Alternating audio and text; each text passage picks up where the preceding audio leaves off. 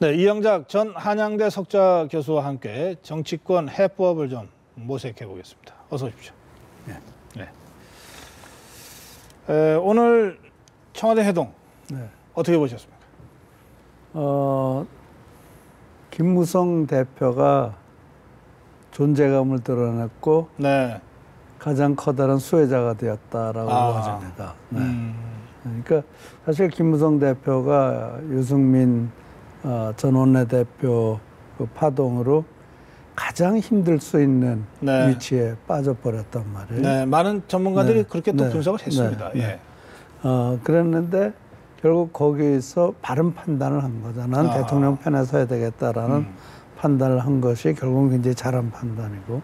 그리고 나서 더 중요한 건 그 후로 어떻게 수습하느냐인데 그 수습 과정에서도 사실 많은 소리를 들렸죠. 이 김무성 대표가 수평적 관계를 한다더니 이게 어떻게 된 거냐, 그런 소리 다 잊어먹고 귀를 기울이지 않고 수습을 했거든요. 그것이 아주 정말 성공한 것이다. 대통령으로서도 당청 관계가 이런 상태로 있는 거는 사실은 당이 필요한 건 대통령이거든요.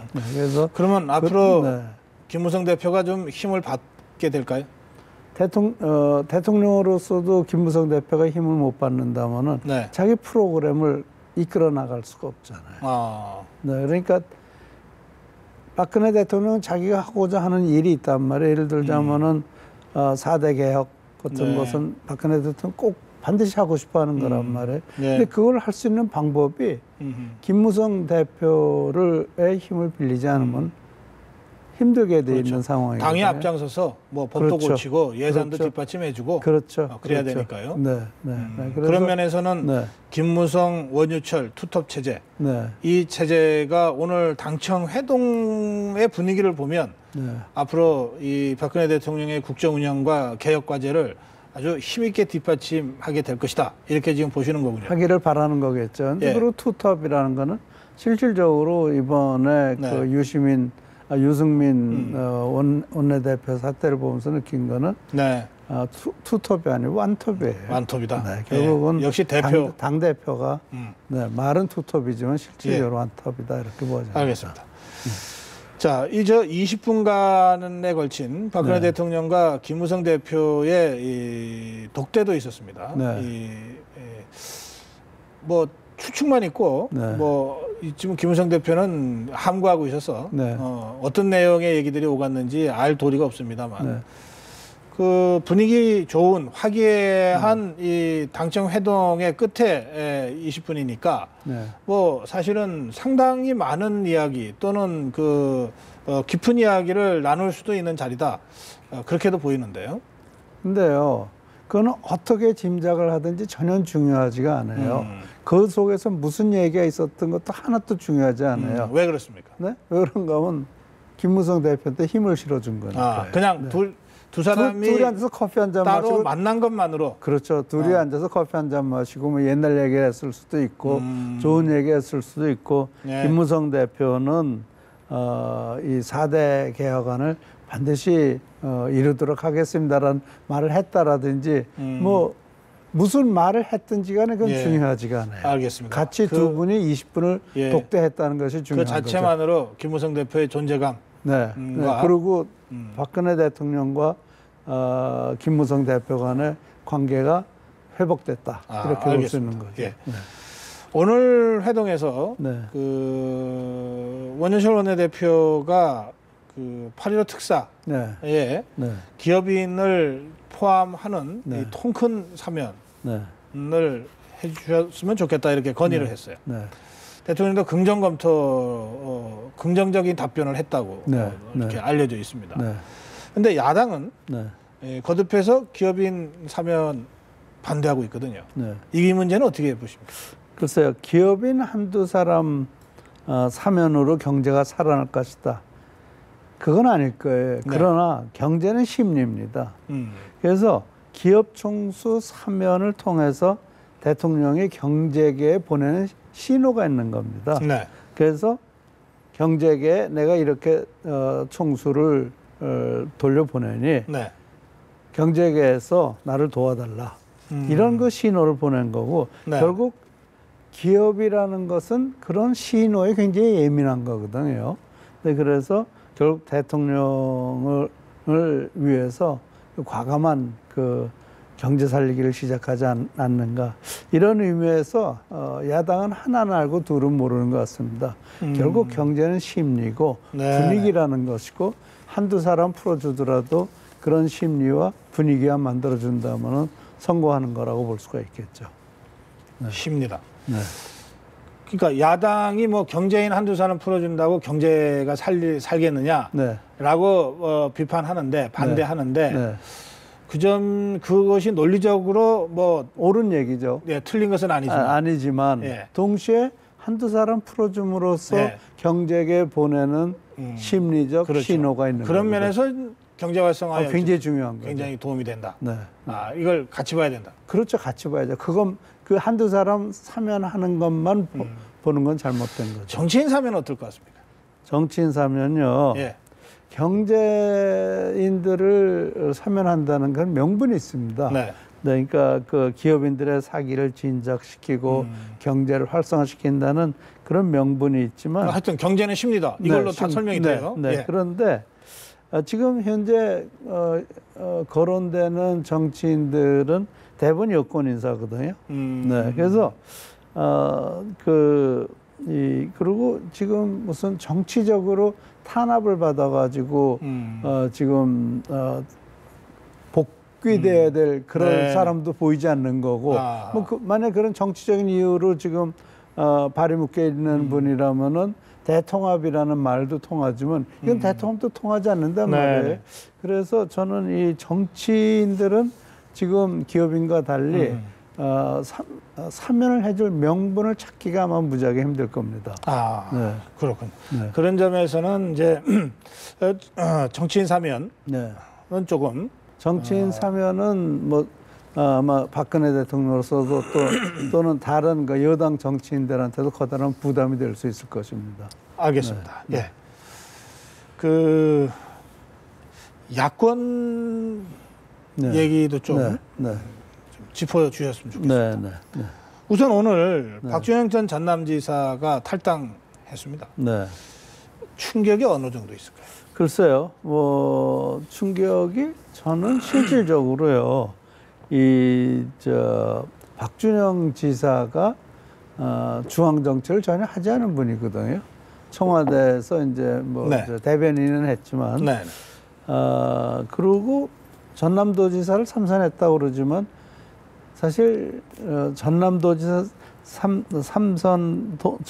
전남도지사가 갖는 중앙 정치에 대한 임팩트는 거의 없다고 봐야 됩니다. 네, 그래서 지금 현재 또 그렇다고 그래서 지금 박준영 전 지사가 탈당에 변해서 왜 내가 탈당해야 되는지 내가 탈당으로서 호남에 어떤 거를 갖다 주는지에 대한 얘기가 없어요. 단지 뭐 자기 총선에 질 것이다.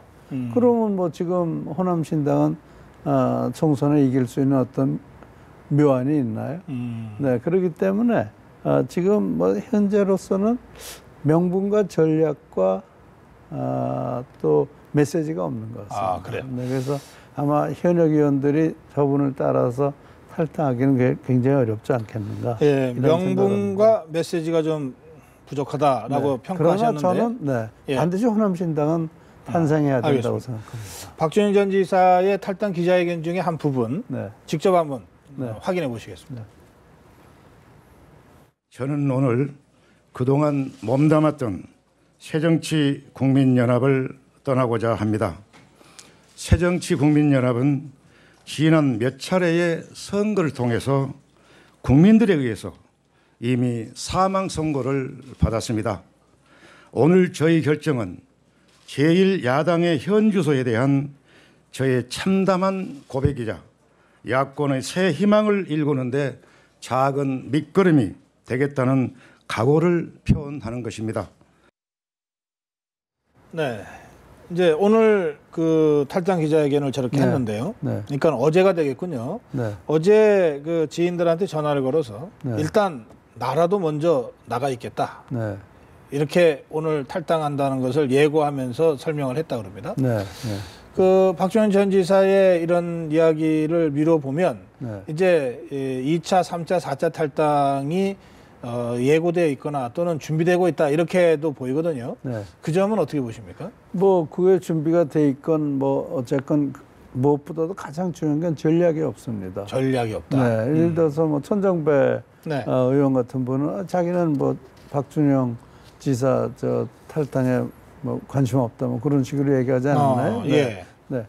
그런 거 보면은 지금 이 야당 이제 그러니까 탈당 세력 또는 비누 네. 세력을 묶을 수 있는 어떤 인물이 없다는 거는 충분히 이해가 되는데 전략은 만들어야 되는 거예요. 전략과 메시지가 없다는 게 커다란 문제죠. 그 천정배 의원의 얘기를 조금 더 한번 풀어주시면 좋겠는데. 네, 천정배 의원이. 예, 천정배 의원이 이렇게 얘기했거든요. 이거 박준영 지사 탈당에 대해서 예상 외의 일이다. 탈당이나 신당 이야기를 해본 일이 없다. 그리고 저의 관심은 사실은 새로운 인물들에게 있다. 이랬단 말이에요. 자, 그러면 박준영 전 지사가 탈당을 했지만 새로운 인물이 아니기 때문에 관심이 없다. 이렇게 되는 거 아니에요? 그렇죠. 그러면 박준영 전 지사가 새로운 인물이 아니라서 관심이 없다면 지금 뭐 구동교동계 가 또 이런 움직임을 보이고 있는데 뭐 당연히 새롭지 않은 사람들이죠. 그렇죠. 그러면 그런 사람들을 다 배제하고 뭔가 새로운 사람들만으로 뭔가 좀 새롭게 신당을 만들어 보겠다. 이게 천정배 의원의 구상이라는 거 아니겠습니까? 그렇죠. 가능할까요? 가능하지 않죠. 그런가 하면 천정배 의원을 뭐 태풍의 눈이라든지 그런 얘기를 하는데 저는 그분도 왜 호남신당을 시작해야 되는지에 대한 이유와 명분을 내질 못하고 있습니다. 네. 뭐 고작해 지금까지 나온 것이 뭐 정권 교체 능력이 없다 뭐 이런 얘기 정도인데 그렇다고 지금 호남 신당에서 거론되는 분 중에 문재인 대표만한 분도 안 계시단 말이에요. 네, 그렇기 때문에 저는 다시 얘기를 하지만 전략과 명분과 메시지를 만드는 것이 최우선이라고 생각을 합니다. 전략과 명분과 메시지가 만들어지면서 그러면은 그림을 그릴 수가 없어요. 교수님이 좀 만들어 주시면 안 돼요? 내가 정치인이 아닌데요. 내가 그런 거 만들기 시작하면 내가 여기 와서 우리 고성국 박사하고 얘기를 못 할 텐데요. 그건 또 그렇게 되겠네요. 그러면 웬만하면 만들어주지 마시고 저희 방송을 계속 나와주십시오. 자, 이건 어떻습니까, 교수님? 이 조 교수가 지금 이 혁신위원회 위원으로 활동하면서 자꾸 이제 이 페이스북에 이제 글을 올립니다. 그리고 그게 또 이제 뉴스가 되고 그러는데 이 천정배 의원하고 조국 교수 사이에 이게 중원 논쟁이 벌어졌어요. 때 아니게. 자, 조국 교수가 먼저 호남으로 내려간 거, 호남 정치 부활을 주장하는 거. 이거 유비가 그 사세가 별로 안 좋으니까 서촉으로 들어간 거다 이렇게 비유를 했더니 이 천정배 의원이 어떻게 광주가 서촉이냐 파촉이냐 광주야말로 중원 중에 중원이다 이렇게 이제 맞받았어요. 광주가 중원입니까? 서촉입니까? 파촉당입니까? 우선요. 조국 교수는 그 호남 정치를 폄하한 것이고요.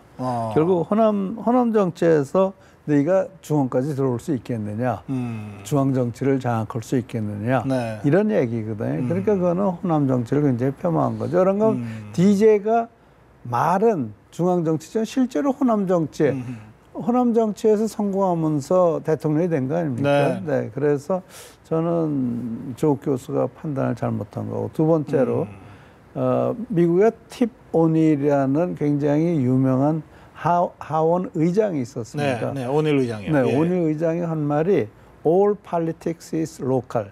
모든 정치는 다 지역에서 시작된다. 네, 그러니까 그런 점에서 봤을 때는 이 조국 교수도 뭐를 잘 모르고 있고 천정배 의원도 뭐를 잘 모르고 계신 것 같아요.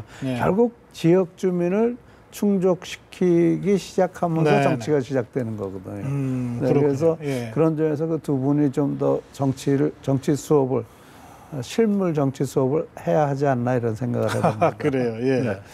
아니 이게 지역 정치. 네. 아 그렇군요. 네. All politics is local. 야, 네. 그 참 명언이네요. 네. 그 말씀 들으니까 갑자기 또 김무성 대표 그 동메달 발언이 생각나네요. 네. 그 경상도 의원들 네. 동메달이다. 네, 잘못한 거죠. 아. 네, 그런 말은 전혀 도움이 안 돼요.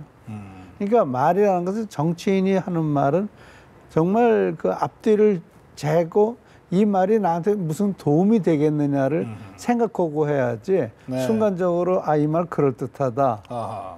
유니버시아드 때니까 이런 말 해도 괜찮겠다. 금메달 동메달처럼 네, 네. 비유하면 그거는 그렇게 하면 안 돼요. 알겠습니다. 네. 예. 네. 자, 이제 박준영 지사의 탈당과 관련해서 박지원 네. 의원이요. 네. 네. 이거 박 지사 움직이면 알았을 텐데 문 네. 대표가 네. 이게 한 번이라도 소통하려고 했을까? 네.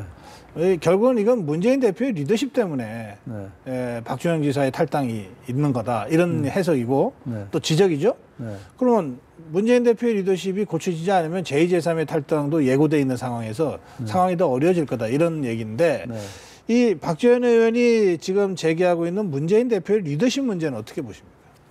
이게요. 문 대표는 정치인이 아닙니다. 문 대표는 인권 변호사예요. 국회의원이고 대권 주자인데 뭐 모든 모든 국회의원이 또는 모든 당 대표가 정치인입니까? 우리나라 이 정치인들이나 대권 주자들이 정치를 제대로 알고 있다면 우리 정치가 왜 이렇게 되겠어요? 예. 그 문재인 대표는 인권 변호사고 인권 변호사는 나 외에는 모든 사람이 다 틀리다는 생각을 하는 그런 생각을 하는 분이기 때문에 예. 사실 타협이라는 것은 그분한테서 찾기가 어려울 겁니다. 문재인 대표는 세상을 선과 악으로 이렇게 나눠서 본다 이런 말씀이십니까? 그렇죠. 인권 변호사니까요. 인권 변호사 다 그렇거든요. 거의 다 그렇다고 보면 돼요. 예. 그런가 하면 그분은 항상 자기가 생각하는 옳다고 생각하는 네, 정의의 길을 쫓아가는 그렇죠. 네, 그랬는데 그런 그 이외 모든 거는 다 악이니까요. 악과의 타협은 안 된다. 근데 정치라는 것은 네. 차악을 선택하는 거거든요. 늘 타협할 수밖에 없는. 그렇죠. 네, 그러니까 제가 타협의 예술 속에서 자기 정치력을 키워가는 그게 그렇죠. 정치인데. 네, 그래서 저는 문재인 대표는 정치인이 아니기 때문에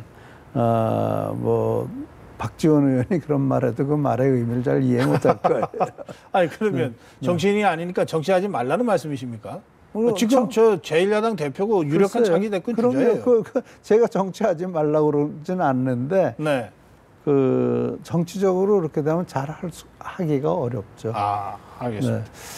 네. 이 문재인 대표는 이영작 교수의 관점에서 볼 때는 아직 정치인이 아닌 것 같다. 아직이 아니고 영원히 안 되겠죠. 예. 네. 이 말씀을 문재인 대표와 이 새누리 새정치연합이 어떻게 해석할지 좀 지켜봐야 되겠습니다. 제 개인 의견이니까. 물론이죠. 예. 말씀 잘 들었습니다. 고맙습니다. 네. 예.